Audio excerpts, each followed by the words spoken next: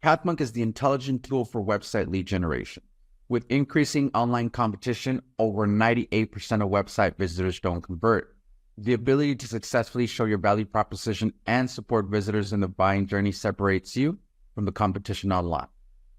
Pathmonk qualifies and converts leads on your website by figuring out where they are in the buying journey and influencing them in key decision moments with relevant micro experiences like case studies, intro videos, and much more.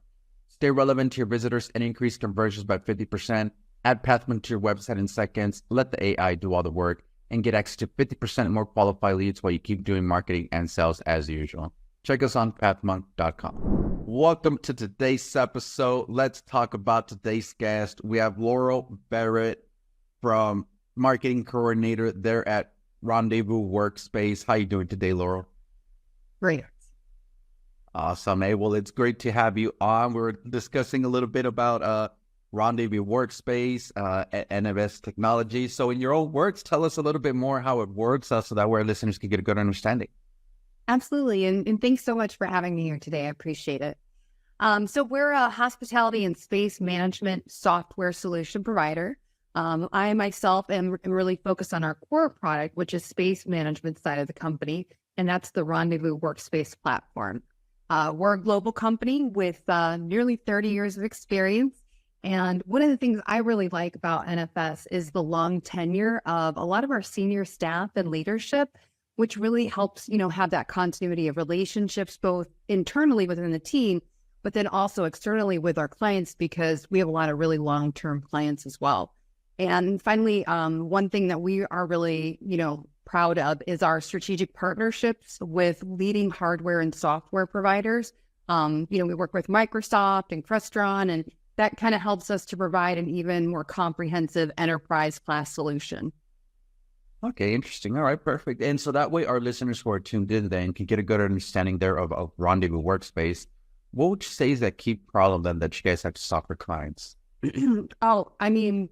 Top of the list would be space management. And it's really been about not just managing meeting rooms, say, but also desks, hoteling spaces, being able to have a seamless process where folks can book a service as well as a room or a desk on the go, and it's all in one application. And that's the main thing that we are providing. And then on the back end, we provide a lot of rich data. We have over 75 on-demand reports. We have this great graphical dashboard, so the admins can really optimize their space usage and really see what's going on, behind the scenes. Okay, awesome to hear that. And so then, is there a certain vertical segment? Is there an ideal ICP then for Rendezvous Workspace? We work with a wide range of different industry sectors, if that's what we're speaking to. In North America, we've got a really strong footprint in the legal sector, as well as financial, insurance, and health services organizations. And then globally, we've served, a wide range of corporations. We also work with public sector clients like National Health Services, the NHS in the UK, a lot of higher education, even places like, sports teams, we've worked with, and hospitality clients that have unique venues or catering companies. So we really have quite a wide range of clients. But I would say here in North America, we've worked really well with the legal, financial, and health services groups. Awesome. So say I was in the legal industry, how would I usually find out about Rendezvous Workspace? Is there a top client acquisition channel for you guys? I would say one thing that really comes up a lot is the organizations that we engage with, like, ILTA, the International Legal Technology Association. We're exhibiting there this fall. Super excited about that. So we really get those folks who are, it's a very niche group, people who are in legal, who are technology, that's their role. I would say that's a big one. And then, of course, we get a lot of referrals, other law firms that have worked with us. And, we're really proud to have, something like 50% of our clients are ranked on the AM Law 200 that just came out. So we have a lot of top tier clients, and that really gives a lot of trust to other organizations. They know that we understand their industry and their field. So I would say those are really important ones. And then, of course, everywhere we go, we're driving people back to the website. And on our website, we have a specific legal sector page. So they know we're really speaking to them and that we understand their pain points and how to best help provide them with space management solutions. Definitely important. Okay, awesome. No, great to hear that from you then. And so that way our listeners then who are tuned in could go ahead and visit you. They could always check you out at myrendezvous.net. You were speaking a little bit about the website right now. What would you say is the key focus from the website? Is that for lead generation, or what would you say is the key focus for you guys? I mean, definitely. It's funny because I'm on the website all the time myself. It's a great resource if you want to find out all things, because we're a piece of an IoT, the Internet of Things ecosystem. And so it's important that we are meeting people, whether it's a particular industry they're interested in or their role. We want to make sure we're providing those resources. And so our website, we're always going back to that. And then I would say, I know before we've talked about challenges, like how do you maintain that? And it's really about keeping it fresh, easy to navigate, changing up the SEO. So we do drive a lot of traffic to that website from a number of channels. Okay, perfect. All right. And so then, is there any tools or tips or methods that you would recommend to our listeners as far as some website lead generation? Yeah, I mean, one thing that's really, it's not very exciting, but it's the back to basics sort of thing, which is have your forms be really easy to complete. Don't ask them to give you their life story to get your gated content or to get a demo. Like really narrow in and make it as easy as possible for your prospective clients. And then I would say making sure that you have great searchable content. Make sure people can find all the great resources you have. Of course, it needs to be attractive, the content. But, also the content really has to be usable. It has to be actionable. Don't get caught up in making content that's just for SEO. You waste everybody's time that way. Really make it beneficial to the client. For example, buyer enablement tools. Make sure it's something that they can truly use. Okay, perfect. All right. Awesome to hear that then. And well, let's switch gears then a little bit, Laurel, and let's talk about you. You being the marketing coordinator, the leader there for Rendezvous Workspace. What are some key tasks you like to focus on your day-to-day work? Well, thank you. I'm part of a team, and I would say, my role in particular is I'm someone who's kind of a jack of all trades. I'm a career changer coming into this, so I have a background in social science and education. And it's been, just a wonderful experience. And so I get to draw up on a lot of different skills to help things out. And so no day looks the same.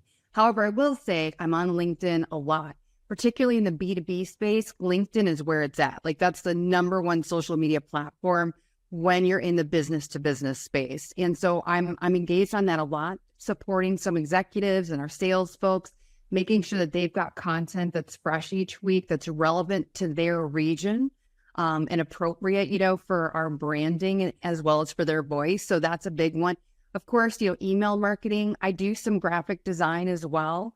And I'm always, refreshing content or creating new content like presentations, pitch decks. It could be something for a conference.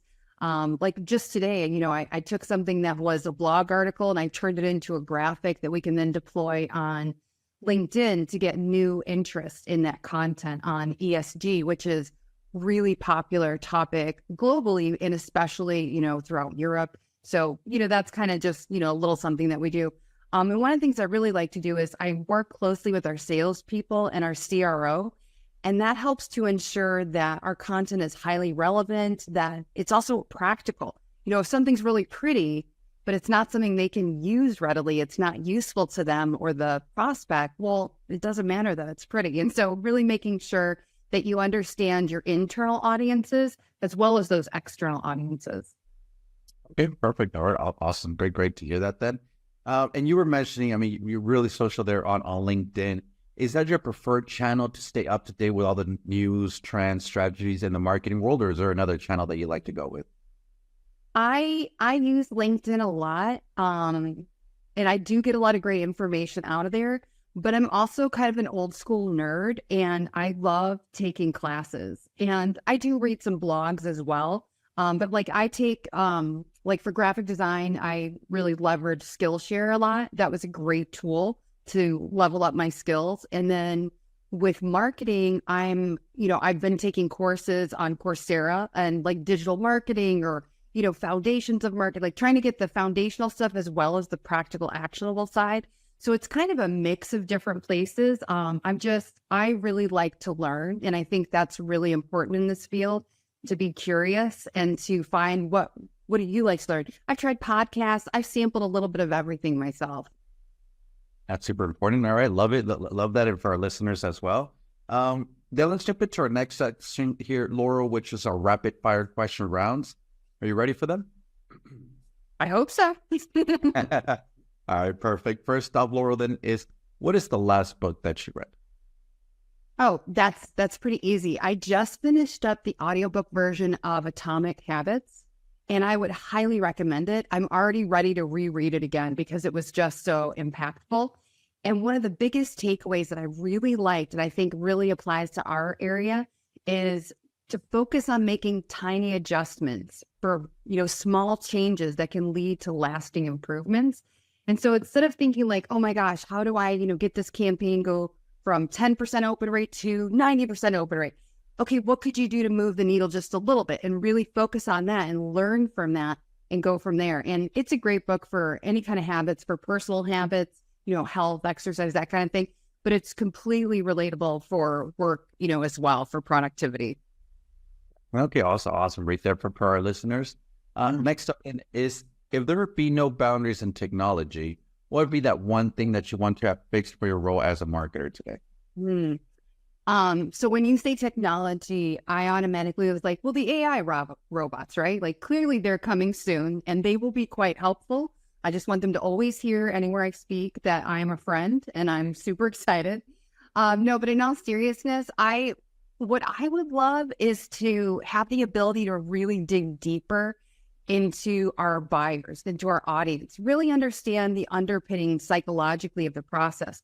Like earlier, you were talking about where do you like to learn from? Like one place I love is Gartner. They have really good market research, and they have this great presentation about, the different, the process and experience for buyers, in the B2B tech space in particular. And it was so fascinating. And I just thought if we could get even deeper into that psychological profile and understand, what do you need? What info do you need? How can we make your life easier?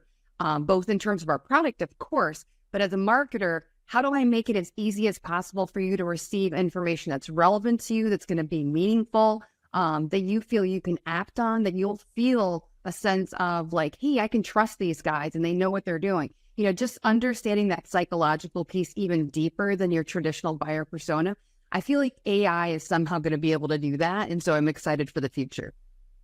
Definitely. Okay, awesome. Love that then. And so if there was one repetitive task that you could automate, what would that be?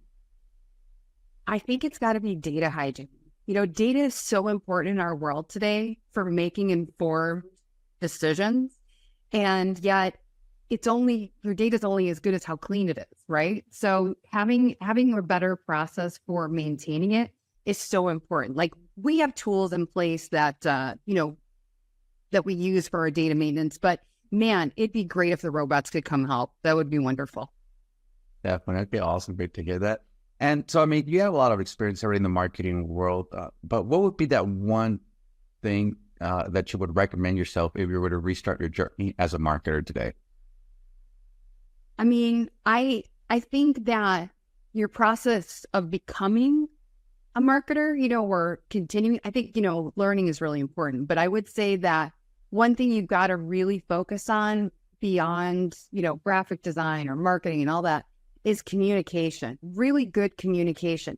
Understand what you need from others and what you need to provide to others in order to be most effective.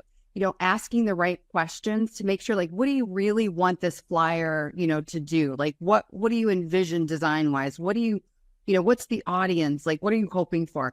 And, their creative briefs are great, but sometimes you're working with people on the ground in the field. It's just not practical for them. So you have to figure out a way to communicate to them that works for them so that you can get the information you need.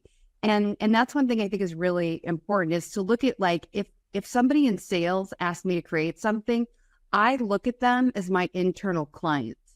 And so how do I approach them? And so that communication is a little bit different. It's not, well, it didn't tell me, so I don't know. It's, I need to guide them. I need to get the information. It's my responsibility. And so I think that's really important, because your ability to do that and what you're going to need to do if you start a new job as a marketer is really going to vary from organization to organization based on their size and scale, the depth of the bench, you know what I mean? So I think that if you can get really great at clear communication, I think that's a big win.